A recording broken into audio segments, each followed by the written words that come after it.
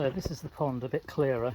I've taken the suspended floating algae off the top, or a lot of it anyway, as you can see.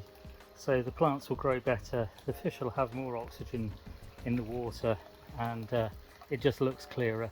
They've got enough algae to eat around the edges of the pond. And now I'm going to clear this pond as well. Now the algae on this one again is using up the oxygen out of the water, and I'm just going to scoop it off with a net and chuck the algae away, and it'll help the goldfish have more oxygen in the water. The pump's running really well, just got to clear the algae. Right, there you go. So I've cleared the algae off the surface.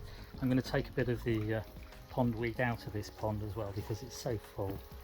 The fish haven't got much room to move. Slimy algae goes onto this bed, which is the indoor tropical fruit bed.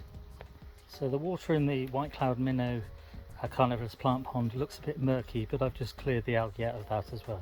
It's got all the live bearing fish and the barbs in, and everybody eats algae, but I have cleared the algae, and this is what it looks like. Looks nice, doesn't it?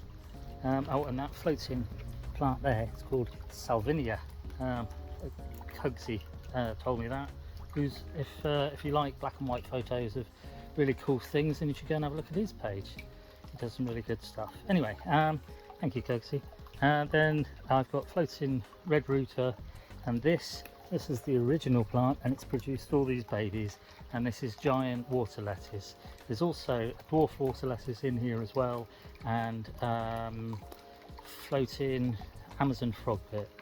Over here is the goldfish pond, and I've just shifted all the algae, and I've taken all the algae out, and I've shifted a load of the pond weed over so that there's some space for the fish to swim that's pondweed free.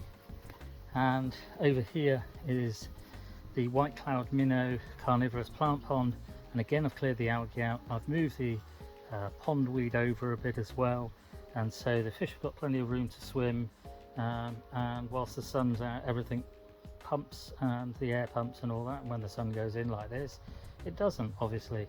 I'm still doing well with the carnivorous plants, and the fish are doing well and they're breeding.